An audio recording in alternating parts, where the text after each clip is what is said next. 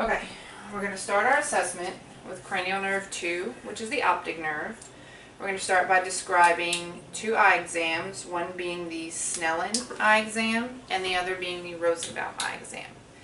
The Snellen eye exam tests distance. It's an exam with a series of letters on it in sizes that go from largest to smallest. The measurements are measured in fractions, and the top number is 20, which is the amount of feet that you have to be away from the chart during examination. And the last number measures the distance of feet that a normal person would see that you are seeing at 20 feet.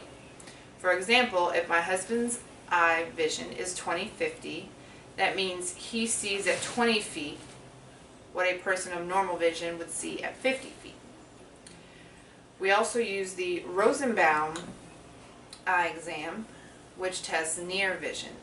It's also measured in fractions, and its fractions are 14, the bottom number being whatever your vision is. So if my husband's vision were 14/28, that means that he sees at 14 feet what a person of normal vision sees at 28 feet. Now we can test cranial nerves number 3, 4, and 6. 3 being the ocular motor, 4 being the trochlear, 6 being the abducens. We'll start with the eye exam that tests these 6 cardinal gazes. We'll start with 2 feet away. We'll start at midline and go left, up, down, back to midline, right, up, down. Both his eyes move symmetrical without any lag. Next, we have to test the twinkle reflex. For that, we move about a foot away and turn on the pen light, and we note that there's a twinkle noted in both eyes evenly and symmetrically. Next, we use the cover-uncover test, and this tests the ocular nerves just to make sure that there isn't a defect in one nerve or the other, depending on which eye is covered and which eye moves in an odd manner. Will let you know where your nerve damage is. And we have him stare off into a distant spot to use this test. And both eyes are symmetrical. Next, we get our ophthalmoscope.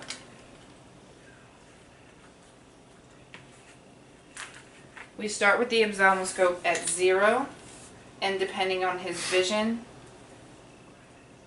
we turn it right or left in order to be able to see the back of the eye. In the back of his eye, we're looking for the optic nerve, we're looking for the optic disc, and we're looking for any spots or abnormalities. We approach at a 15-degree angle from the nose, have the patient look out into the distance, and we do this for both eyes.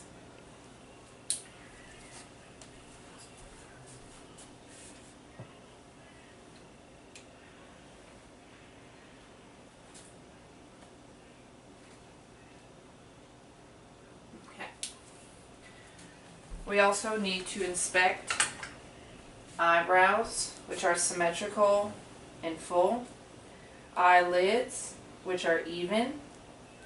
We also need to test and make sure that his eyelids open and close evenly. Can you open and close? Okay. Holding his eyes open. We'll have you look left, right, up, down. And it all appears to be symmetrical. The palpable fissures are even. Using the pen light, we can check to make sure the cornea is clear. and moist.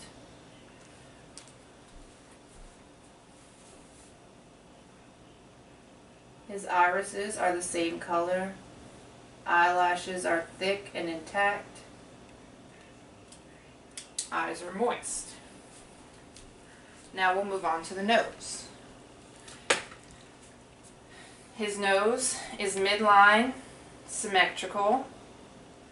There's no evidence of any breakage. There's no drainage, no bleeding, no redness. We're going to test his breathing by occluding one nostril. Breathe okay.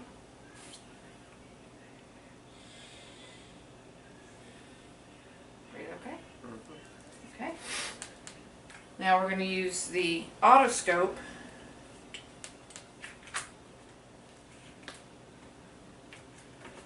to peer into his nostrils.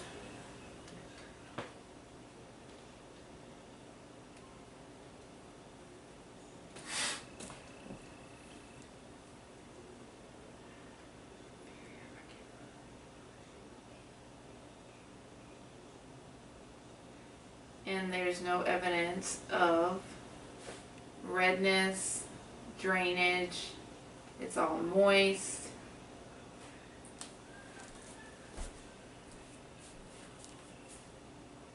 There's no swelling.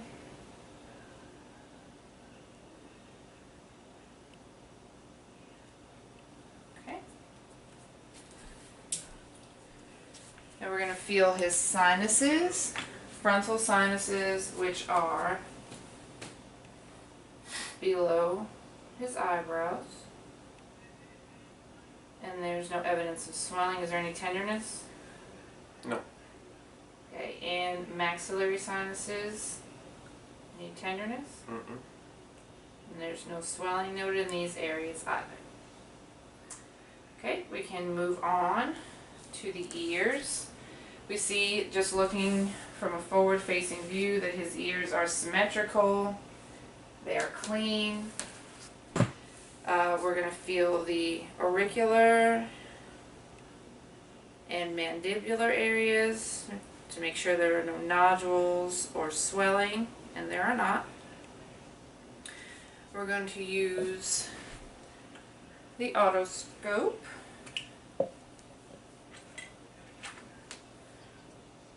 to inspect his ear. Looking at the external auditory meatus, it's clean, skin is intact, it has a clear opening on both sides. Also looking at the tragus, there's no nodules, no swelling, no redness, it is movable. Is there any tenderness? Mm-mm. Nope. Okay. Now we're going to have him bend his head, ear to the shoulder, lift up in order to get a straight line to look into his ear.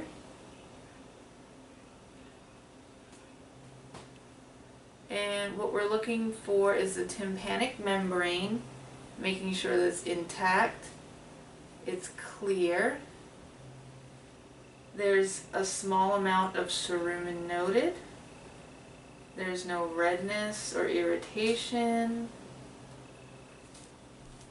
Check the other side. Okay. And I can see that it's clear. There's some reflect coming in from my otoscope. Small amount of brown cerumen noted.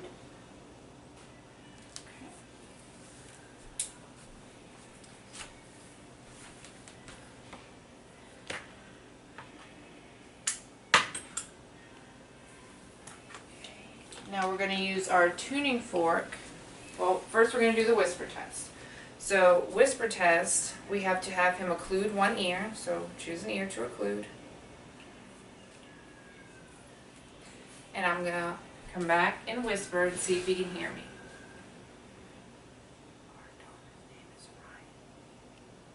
Our daughter's name is Ryan. That's true. Okay, can we occlude the other ear? We live in Stanton, Virginia. That is correct. Okay. Now I'm going to use a 512 tuning fork, and we're going to test we're going to do the Rhine test, which tests bone conduction and air conduction. And then we're going to do the Weber test, which tests the hearing in both ears. So we're going to start out with the Rhine test. And for bone conduction, we put it on the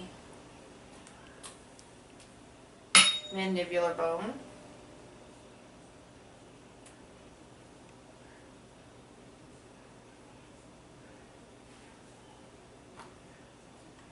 Okay, 9 seconds.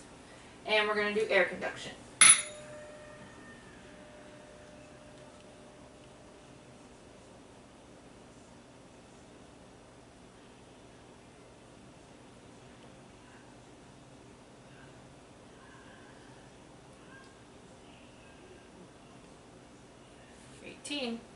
And air conduction versus bone conduction should be a 2 to 1, and that was correct. He heard the air conduction about 18 seconds and the bone conduction about 9.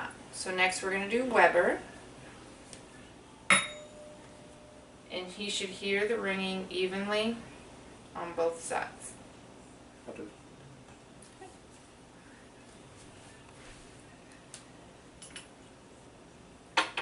Next we're going to go to his mouth, and his mouth we want to inspect the lips. His lips are pink, his lips are moist, they're free of lesions. You can move the mustache and see them. Can you open up for me? His lips on either side are pink. His buccal mucosa is also pink and moist. I'm going to put this tongue depressor in, and I need you to say, open up wide. Put your tongue down. Say ah. Ah. Okay, and we're checking his uvula to make sure that it moves when he says ah, and it does.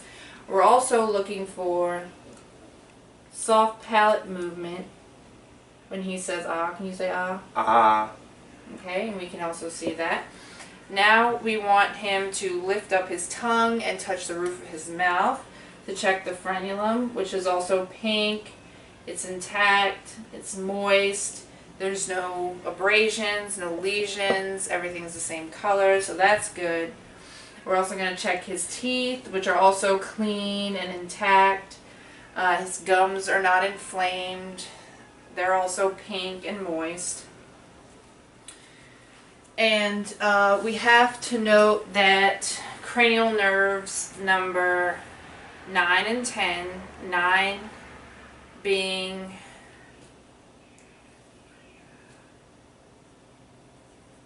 glossopharyngeal, and 10, which is the vagus, they control speaking, swallowing, and gag reflex.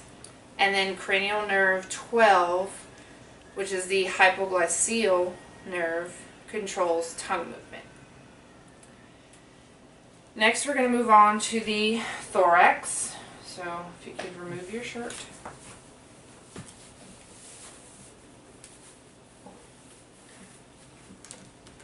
Okay, so for the thorax we have to inspect symmetry, we have to inspect a breathing pattern, make sure everything is symmetrical, there are no bulges, there's no asymmetry when he's breathing, and there isn't.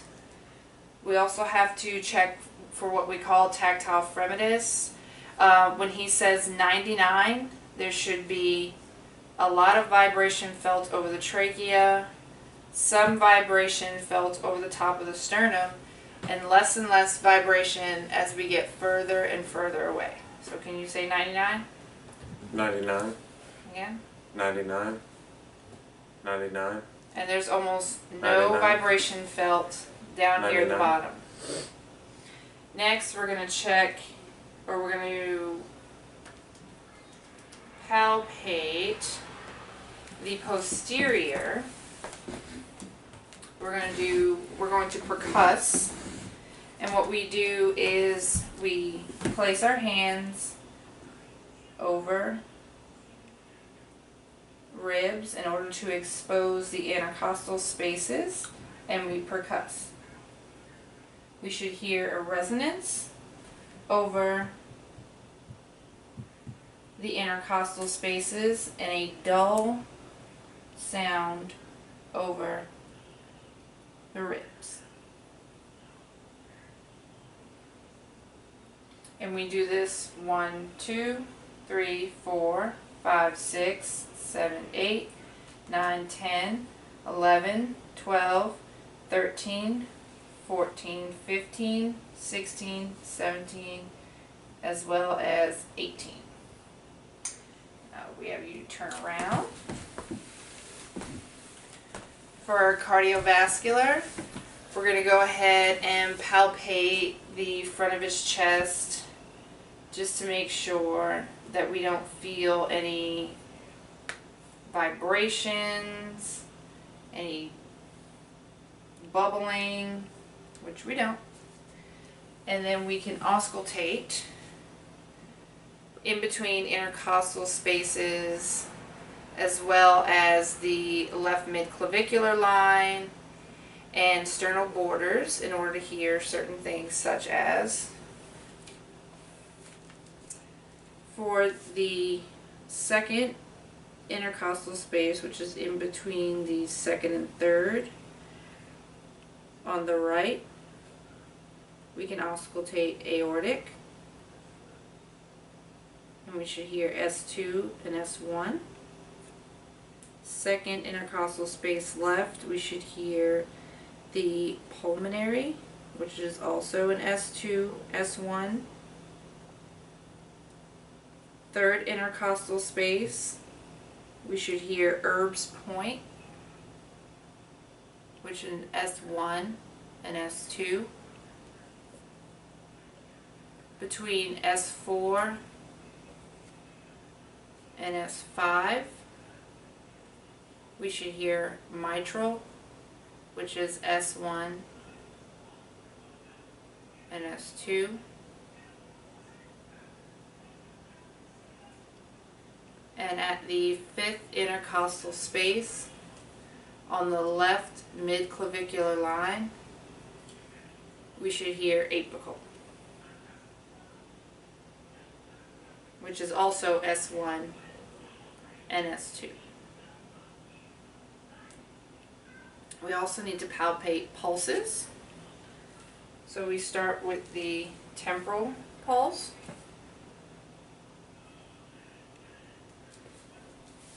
Brachial.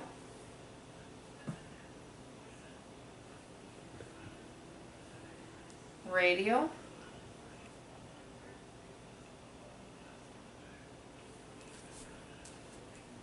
Popliteal is behind the knee.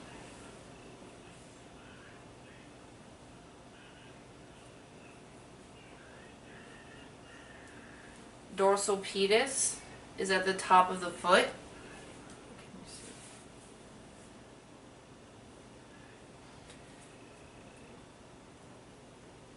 And posterior tibial is on the medial end of the foot. And we do this on both sides. That concludes our assessment. Hope I didn't forget anything. We're now going to scan the room for study material.